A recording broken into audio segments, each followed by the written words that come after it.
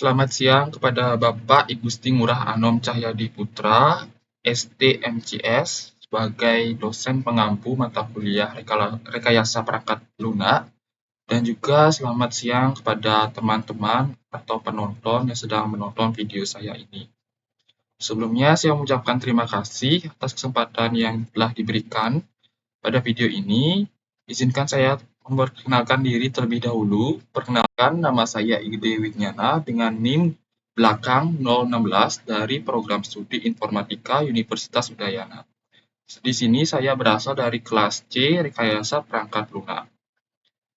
Jadi pada video ini saya akan membawakan analisa artikel jurnal ilmiah tentang topik yaitu pengembangan perangkat lunak dan metode prototipe. Nah, pada video ini saya akan membagi videonya itu menjadi dua sesi, yaitu sesi pertama saya akan menjelaskan analisa dari artikel jurnal pengembangan perangkat lunak yang berjudul Penerapan Metode Waterfall sebagai Pengembangan Perangkat Lunak Sistem Informasi Penjualan PT Arta Putra Nugraha Karawang. Slide berikutnya, pada topik materi yang saya akan bawakan pada video ini terdiri dari pendahuluan yang meliputi latar belakang yang membahas tentang apa yang melatar belakangi dari pembuatan tugas ini, kemudian rumusan masalah yang akan menjadi tujuan dari pemecahan masalah ini. Kemudian ada pembahasan meliputi analisa artikel dan juga kesimpulan.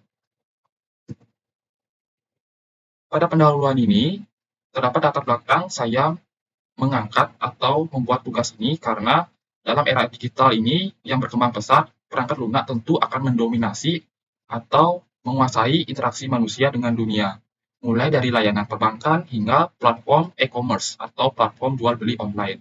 Nah, hal itu tentu membutuhkan kualitas dan efisiensi dalam proses pengembangan software-nya. Kemudian, dalam proses pengembangan perangkat lunak, itu tentu melibatkan tahapan analisis kebutuhan, bagaimana kita menganalisis apa yang diperlukan oleh user ketika menggunakan aplikasi itu. Kemudian ada tahapan perancangan, tahapan implementasi, tahapan pengujian, dan tahapan pemeliharaan atau maintenance. Nah, dari tahapan tersebut, terdapat tantangan utama, yaitu bagaimana kita menciptakan produk yang berkualitas. Nah, kemudian kaitannya dengan metode yang lain seperti metode prototype itu menjadi sebuah pendekatan yang dinamis dan responsif karena aplikasi itu terfokus pada aspek desain, fungsi, dan user interface sebagai bentuk dari luarannya. Nah, hal tersebut tentu dapat memungkinkan seorang developer untuk menyajikan produk awal, kemudian mendapatkan umpan balik ataupun kritikan dan melakukan perubahan secara cepat dan tepat. Nah, dalam dunia teknologi saat ini, pengembangan perangkat lunak dan metode prototype itu sangat penting untuk apa? Untuk memenuhi tuntutan perkembangan teknologi yang pesat dan kebutuhan pengguna yang terus berubah dan bervariasi. Oleh karena itu, analisis terhadap artikel ini akan dapat memberikan sebuah wawasan dan pemahaman yang lebih mendalam terkait perkembangan teknologi yang saat ini serta bagaimana pengembangan perangkat lunak dan metode prototype perangkat lunak yang dapat memenuhi kebutuhan user berdasarkan analisis dari kebutuhan user. Nah, adapun rumusan masalah yang saya angkat yaitu bagaimana analisa terhadap salah satu artikel jurnal ilmiah yang membahas tentang pengembangan perangkat lunak dan bagaimana analisa terhadap salah satu artikel jurnal ilmiah yang membahas tentang metode prototype pada perangkat lunak. Nah, dari rumusan masalah itu tentu akan menetapkan sebuah tujuan, yaitu menganalisa proses dan metode yang digunakan untuk pengembangan software pada salah satu artikel jurnal ilmiah. Kemudian menganalisa proses dari metode prototype dari sebuah perangkat lunak pada salah satu artikel jurnal ilmiah. Selanjutnya, ini adalah identitas artikel ilmiah yang saya akan analisa dengan judul Penerapan Metode Waterfall sebagai Pengembangan Perangkat Lunak Sistem Informasi Penjualan PT Arta Putra Nugraha Karawang. Dengan nama jurnal yaitu Jurnal Sistem Informasi dan Informatika, di mana ditulis atau diterbitkan pada tahun 2021 tepatnya bulan Desember dan dianalisa oleh saya sendiri. Nah, pada jurnal tersebut mengangkat sebuah permasalahan di mana PT Arta Putra Nugraha ini adalah sebuah perusahaan yang berfokus pada bidang penjualan furnitur. Nah, meskipun begitu, sistem pengolahan data transaksi mereka masih berada dalam tahapan yang belum optimal karena mereka masih mengandalkan pengolahan data manual menggunakan software Microsoft Excel. Nah, melihat situasi tersebut tentu menimbulkan sejumlah masalah, termasuk kesalahan dalam mencatat transaksi, kemudian kurang praktis dalam menginput data, kemudian kurangnya akurasi dalam pembuatan laporan, dan keterlambatan dalam mengakses data terkait barang, pelanggan, dan transaksi penjualan. Kemudian di sini saya analisa dari jurnal tersebut, penulis atau peneliti itu menggunakan bahan dan metode di mana menggunakan pendekatan pengumpulan data yang beragam, di mana peneliti itu mengumpulkan data dengan cara metode wawancara sehingga didapat data yang sesuai dengan keadaan lapangan. Kemudian ada metodologi waterfall dalam pengembangan perangkat lunak, dan kemudian keterencanaan dan kesesuaian dengan kebutuhan pengguna. Kemudian di sini ada alur dari metode waterfall, di mana pertama kita akan menganalisis kebutuhan dari user yang merupakan suatu lingkup atau sistem information engineering, di mana ini akan mencakup analisis dari data yang kita dapatkan di lapangan. Kemudian akan berlanjut ke tahap desain, di mana kita membuat sebuah desain yang mendeskripsikan prosedur ataupun komponen yang akan diterapkan melalui implementasi coding. Kemudian kita akan melakukan testing atau pengujian, di mana akan diuji dari beberapa fitur sebelum akan diluncurkan uh, ke aplikasi yang sudah finalnya. Nah, uh, desain metode waterfall ini memiliki kelebihan di mana identifikasi pengguna itu dengan jelas, jadi memastikan bahwa perangkat lunak yang dikembangkan itu tentu akan memenuhi ekspektasi pengguna, seperti itu. Nah, di sini ada analisa kebutuhan perangkat lunak berdasarkan siapa yang akan menggunakannya atau usernya. Pertama, kebutuhan administrator. Jadi admin itu memiliki hak untuk masuk ke sistem, kemudian mengelola data pelanggan, kemudian mengelola pesanan, invoice, kemudian pembayaran, dan perkiraan stok ataupun perkiraan dari jumlah barang yang terjual. Jadi mereka juga dapat mencetak laporan terkait aktivitas ini dalam kurun periode tertentu. Kemudian kebutuhan pemilik juga memiliki hak itu untuk login ke sistem, jadi mereka itu bertanggung jawab untuk mengelola data pengguna dan mencetak laporannya juga. Jadi meskipun pemilik memiliki kemampuan untuk mengelola data pengguna, fokus utamanya adalah pemantauan melalui laporan. Nah, di sini ada desain UML. Yang pertama desainnya itu adalah use case diagram administrator, di mana use case ini akan menjelaskan bagaimana administrator itu melakukan sebuah penggunaan dalam sistem, di mana kemampuan administrator ini dalam sistem itu adalah berinteraksi dengan sistem dengan mengelola secara langsung melalui hubungan yang sudah ditetapkan, di mana di sini ada aksi melakukan, di mana ketika administrator itu berhasil login ke sistem, jadi dia akan melakukan sebuah aksi, di mana aksi ini akan memiliki relasi berupa include yang merupakan fungsionalitas use case yang mencakup dari beberapa use case lain. Misalnya mengelola data barang ataupun mengelola data penjualan ataupun mengelola data pelanggan dan lain sebagainya, itu termasuk ke dalam use case dari aksi melakukan. Jadi dia terdapat sebuah relasi include. Jadi itu adalah seperti itu penjelasan dari use case diagram administrator.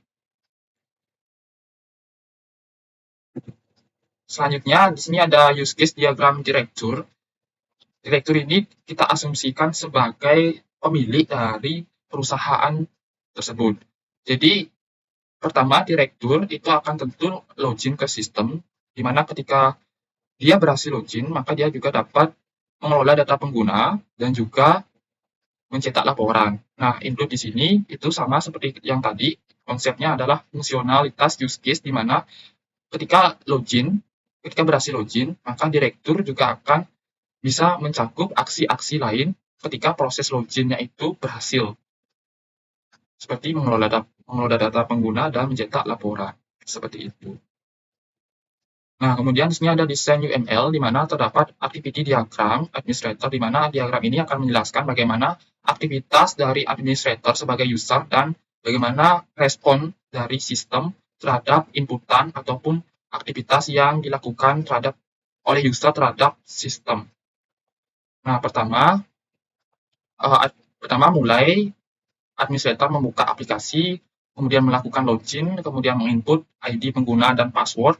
Kemudian sistem akan memverifikasi input pengguna dan password apakah sesuai dengan database yang tercantum atau terdaftar. Jika iya, maka sistem akan menampilkan halaman utama. Jika tidak, maka sistem akan menampilkan pesan ID pengguna atau password pengguna itu salah dan sistem mengarahkan pengguna untuk menginput ID pengguna dan password secara berulang sampai ID pengguna dan passwordnya itu benar dan diterima oleh sistem. Berikutnya di sini ada activity diagram pemesanan di mana admin itu login terlebih dahulu, kemudian sistem menampilkan menu pemesanan, kemudian memberikan list-list yang harus diinputkan, list-list data yang harus diinputkan seperti nama barang yang dibeli, kemudian kuantitasnya berapa, dan lain-lain.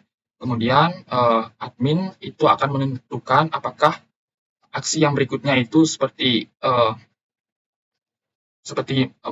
menambah barang, kemudian mencari, kemudian memilih, ataupun menampilkan, seperti itu. Jadi misalnya ketika admin itu menambah, maka dia akan muncul otomatis lagi dengan menerima PO dan nomor terima PO, menginput nomor PO dan kode pelanggan. Jadi di sini ada 4 aksi, tut itu artinya menampilkan inputan, maka sistem akan langsung mengarah ke proses tampil. Jadi ada 4 aksi yang dapat dilakukan oleh admin. Yang kedua itu ada tam, artinya menambahkan data, dan admin akan mengisi terima PO dan lain sebagainya. Kemudian ini ada dan di sini ada prosesnya tuh alurnya jika inputan itu lengkap.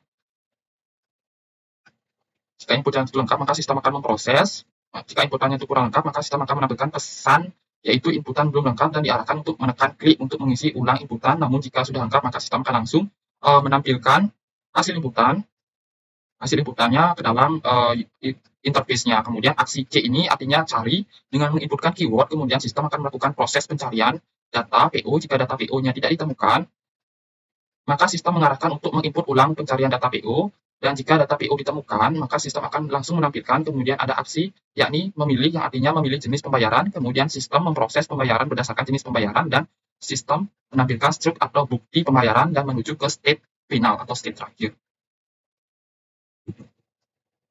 Kemudian di sini ada Entity Relationship atau ERD, di mana fungsi ERD ini adalah untuk memanajemen database yang merupakan inputan dari admin ataupun dari pengguna aplikasi ini, di mana data tersebut akan disimpan dalam sebuah wadah yang bernama database. Jadi di sini ada entitas yang merupakan sebuah kelompok yang akan mencakup atribut-atribut lain di dalamnya, yaitu ada entitas pembayaran, ada entitas barang, ada entitas detail, ada entitas PO atau pre-order, ada entitas pelanggan, jurnal, detail jurnal, kekayaan pengguna. Nah, antara entitas ini akan terhubung atau memiliki relasi, di mana relasi ini akan berkaitan dengan satu sama lain dan memiliki derajat yang namanya kardinalitas. Semisalnya pembayaran itu berelasi dilakukan dengan entitas voice, itu artinya setiap voice atau invoice itu merupakan berasal dari pembayaran yang telah dilakukan. Jadi setelah pembayaran itu berhasil, maka akan dilakukan pencetakan invoice. Jadi seperti itu, setiap entitas itu akan memiliki primary key, di mana primary key ini akan menjadi kunci utama yang akan mewakili setiap atribut lain di dalam entitas tersebut. Misalnya nomor pembayaran 001, maka di dalam nomor pembayaran itu akan mencakup data-data lainnya seperti tanggal pembayarannya kapan, jumlah pembayarannya kapan, sisa pembayarannya berapa, dan atribut lainnya, seperti itu. Itu juga invoice dan pengguna itu memiliki relasi membuat, jadi pengguna itu membuat invoice, karena pengguna itu melakukan transaksi tentu akan membuat sebuah invoice. Nah, di sini ada ID pengguna itu sebagai foreign key, yaitu kunci asing, di mana ketika dua buah entitas itu memiliki relasi one to many atau one to one, uh, maka ID pengguna yang berasal dari entitas pelanggan itu akan masuk ke entitas pembayaran sebagai kunci asing. Seperti itu. Kemudian di sini, oh sorry. Kemudian begitu juga ke entitas lain, itu sama pengguna ke PO, dia memiliki relasi yaitu membuat pesanan pre-order, kemudian sini ada nomor nomor P-nya itu sebagai primary key, kemudian sini detail itu sama, nomor primary key-nya itu ada nomor underscore P, sini barangnya itu adalah kode barang, itu sebagai primary key. Kemudian sama juga ini mempunyai relasi di mana PO dibuatkan kepada pelanggan. Di sini ada kode pelanggan sebagai primary key dan juga untuk entitas lain seperti di atas.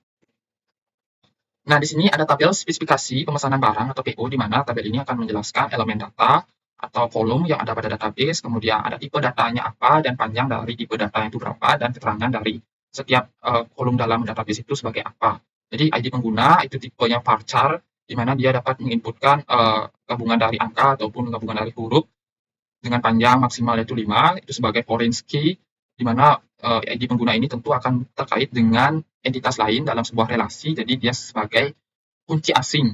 Nah, kemudian nomor terima PO, dia primary key, jadi ketika sebuah pesanan itu masuk, jadi dia memiliki tipe varchar dengan panjang itu 20, nomor terimanya sebagai primary key, sebagai kunci utama.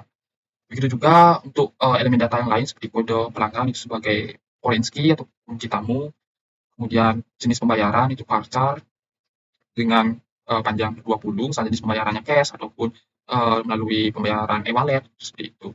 Kemudian di sini ada tabel spesifikasi file detail pemesanan, maksudnya untuk memperdetail dari proses pemesanan barang sehingga dibuatkan nomor terima PO-nya itu foreign key, jadi dia akan terkait dengan entitas detail pemesanan yang ada pada RD sebelumnya.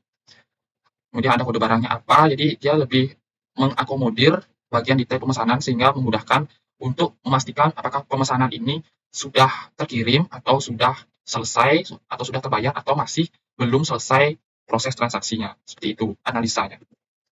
Kemudian dalam proses pengkodean ini tentu akan melibatkan implementasi perangkat lunak yang merupakan tahapan krusial dalam pengembangan sistem. Jadi dengan pengkodean ini kita dapat membuat cara kerjanya itu seperti apa, dan dengan cara pemilihan MySQL dan Java sehingga menunjukkan pertimbangan teknologi yang cermat.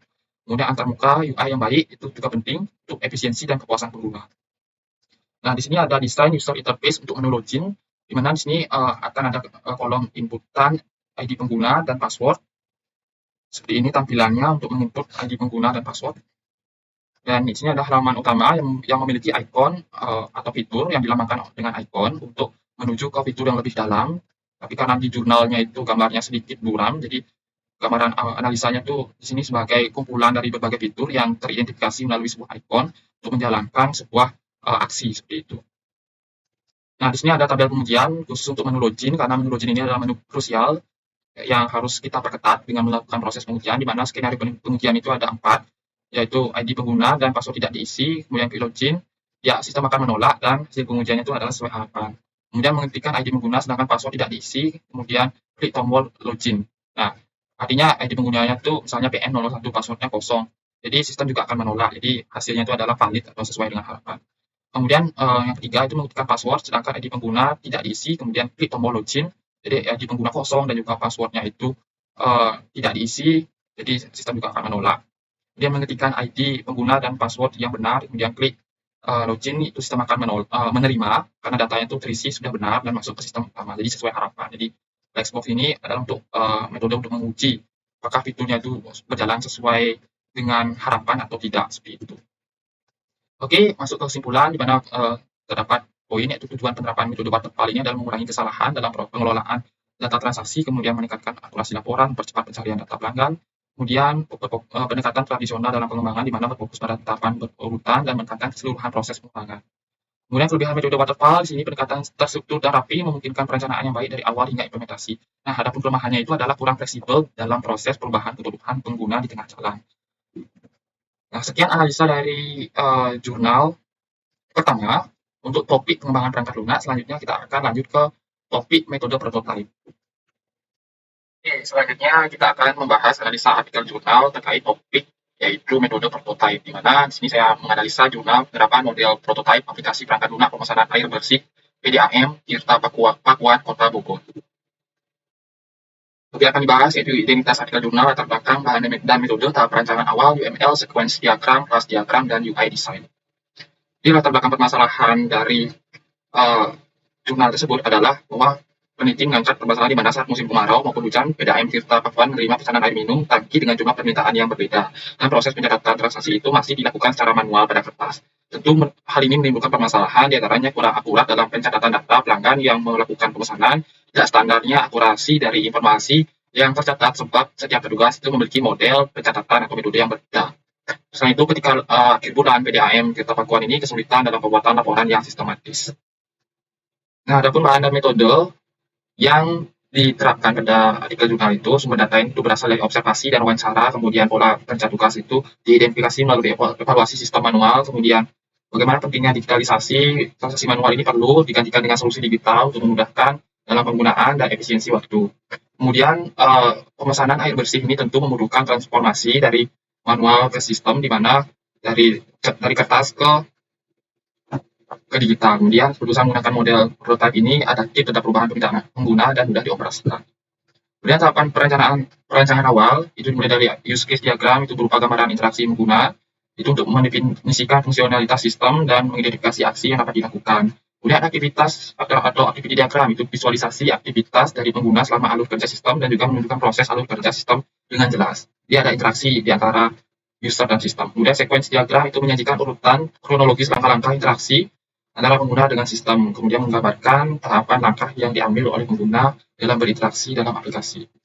Nah, pertama di sini ada use case pelanggan, di mana pelanggan itu melakukan aksi atau mendaftar dulu, kemudian mendaftar ke sistem, kemudian sistem merespon dengan memberikan inputan atau isian daftaran, kemudian login juga begitu sama, kemudian pelanggan dapat melakukan pemesanan, kemudian pelanggan dapat melakukan pembayaran dari barang dipesan, dan juga pelanggan juga bisa melakukan aksi logout.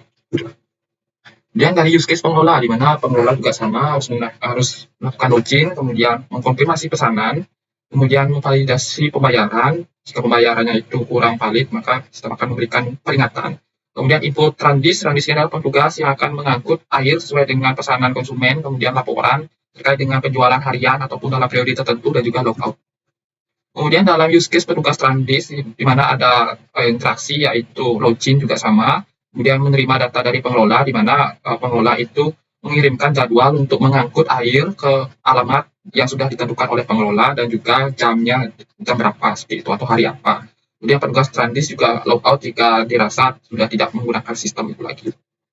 Kemudian sini ada activity diagram. Pertama, pelanggan itu mengisi email, password, dan pertama sistem itu memberikan form pendaftaran untuk melakukan pendaftaran pelanggan, di mana pelanggan ini kita asumsikan bahwa pelanggan ada yang tetap dan ada yang berlangganan. Jadi perlu mendaftar terlebih dahulu untuk mengetahui status langganannya dengan mengisi email, password, dan konfirmasi password. Kemudian konfirmasi password ini akan diuji oleh sistem apakah konfirmasi password ini benar atau tidak. Nah, kalau salah, maka akan memberikan output berupa data invalid dan meminta pengguna untuk menginputkan data yang benar. Dan jika benar, maka konfirmasi sukses dan diberikan link login seperti itu. Di sini ada aktiviti pemesanan dan pembayaran, di mana pelanggan itu pertama memilih menu pemesanan, kemudian sistem menampilkan form pemesanan, kemudian user mengisi nama, alamat, kuantiti, catatan, dan nomor telepon dari form yang disediakan. Kemudian sistem akan menyimpan inputan pengguna tersebut dan menampilkan bank pembayaran. Kemudian pelanggan itu memilih bank untuk membayar, dan sistem memberikan informasi detail pembayaran seperti struk pembayaran gitu. Selanjutnya di sini ada sequence pendaftaran, itu urutan di mana user itu meng-create user dan email, kemudian ke format valid, apakah password itu valid, dan juga menyimpan. Kemudian sistem jika sudah valid, maka sistem memberikan notifikasi sukses seperti itu. Di sini sequence pemesanan, di mana user pelanggan itu meng-create pesanan, itu membuat pesanan, kemudian sistem itu mengecek atau menyimpan pemesanan, kemudian dialihkan ke metode bayar dan meminta pengguna untuk membayar atau get bayar, dan juga Kemudian user atau pelanggan itu meng-create payment atau membuat pembayaran, dan apakah memilih pembayaran melalui bank ataupun e-wallet. Kemudian sistem itu meminta pembayaran, dan juga ada validasi dari pengelola apakah pembayaran itu sudah sah atau belum. Seperti itu. Untuk penjelasan lebih lengkap akan ada di laporan secara lengkap, karena ini keterbatasan waktu kita akan lanjut. Nah, di sini ada kelas diagram, itu mendefinisikan dari setiap data user ataupun data pelanggan, data pemesanan, di mana terdapat atribut yaitu ID pemesanan itu sebagai pemberi key, kemudian integer itu tipe data, dan atribut lainnya itu menyesuaikan dengan tipe data dan nama atribut atau jenis atributnya, seperti itu. Di sini ada create user, itu adalah metode yang akan dilakukan oleh entitas user atau class user gitu. Di kelas user itu bisa meng-create user, mengkonfirm user, kemudian pelanggan itu meng-create pelanggan, get data, dan lain-lainnya, seperti itu. Laporan juga sama, meng-create laporan, membuat laporan, menghapus, dan mencetak laporan. Dan untuk kelas lainnya seperti itu. Di sini ada relasi di mana user itu bisa user di mana di sini ada admin, kita asumsikan admin, jadi dia itu bisa mengelola pelanggan, dan pelanggan itu dia bisa melakukan pemesanan, dan pemesanan itu diatur oleh transis atau petugas pengantar airnya, seperti itu. Di sini ada payment, tentu pelanggan juga akan berkaitan dengan pembayaran karena dia perlu bayar, itu. Di sini ada laporan, tentu juga kita akan analisa bahwa laporan ini berkaitan dengan berapa dia menjualnya, laporan dari hasil pemesanan dan penjualannya. Dan tentu pengelola juga bisa mengelola bagaimana pemesanan itu, apakah sudah sampai ataupun belum, apakah sudah selesai atau belum transaksinya, seperti itu. Dan juga pengelola juga bisa melakukan create laporan ataupun melihat, menghapus, dan mencetak laporan. Nah, di sini ada entity ERD, di mana di sini ada rancangan database, ada entitas pelanggan, ada entitas pesanan, transis, laporan, pengelola, payment. Nah, dari setiap sini ada yang namanya relasi, di mana contohnya adalah salah satu contoh itu pelanggan melakukan pesanan, di mana di sini banyak pelanggan itu dapat kardinalitasnya many to one atau one to many. Jadi satu pesanan itu banyak dilakukan oleh banyak pelanggan. Jadi di sini ada email itu sebagai primary key karena dia digarisbawahi, kemudian pesanan itu ID pesanan sebagai primary key yang bisa mencakup atribut lainnya. Kemudian di sini ada entitas lakukan atau melakukan. Itu juga untuk yang lain. Itu selengkapnya akan dijelaskan di laporan. Nah, di sini ada user interface design pendaftaran, di mana memuat dalam bentuk website, di mana terdapat kolom isian username, email, password, konfirmasi password, dan juga klik tombol daftar. Di sini ada juga jika sudah punya akun maka tinggal login. Kemudian di sini adalah tampilan ketika menu utamanya itu dari aplikasi ini tampil. Jadi dia meminta nama, alamat, nomor telepon, jumlah air yang dibeli berapa, waktu pengiriman, dan catatan. Di sini juga ada fitur-fitur yang bisa digunakan oleh konsumen. Kemudian di sini user interface design validasi transaksi. Nah, di sini adalah perannya admin, di mana admin ini bertugas untuk mengelola atau memvalidasi apakah nama pelanggannya itu dengan nomor transaksi itu segini, apakah sudah bayar atau belum, gitu, atau sudah sampai airnya atau belum, seperti itu. Nah, di sini adalah user interface data pembelian. Jadi di sini terdapat track record atau histori dari pembelian. Nah, di sini ada lihat, itu artinya lihat detailnya seperti apa, tanggal pembeliannya. Lisa ini membeli air itu tanggal berapa dan dalam jumlah berapa, seperti itu. Nah, kesimpulan dari analisa yang tadi dapat disimpulkan bahwa model prototipe ini untuk pengembangan aplikasi. Jadi dia dapat memberikan representasi visual awal aplikasi sebelum implementasi penuh dengan coding. Kemudian interaksi aktif antara pengguna dan pengembang itu bisa melalui media UI. Kemudian fleksibilitas dan penyesuaian cepat itu memungkinkan perubahan dan penyesuaian berdasarkan umpan balik pengguna. Kemudian mengatasi ketidakpastian proyek melalui iterasi desain dan pengujian langsung. Kemudian keterlibatan pengguna yang aktif itu juga membutuhkan keterlibatan aktif pengguna. Jadi kita bisa menganalisa apa yang dibutuhkan pengguna dalam desain, seperti itu. Kemudian komunikasi efektif antara pengguna dan pengembang untuk hasil yang maksimal. Sekian yang dapat saya sampaikan pada video ini. Terima kasih telah menyimak dengan baik, dan mohon maaf apabila ada kekurangan ataupun kesalahan dalam saya menjelaskan. Untuk analisa lebih lengkapnya sudah saya cantumkan di laporan dan pada link di deskripsi YouTube. Sekali lagi terima kasih dan selamat siang.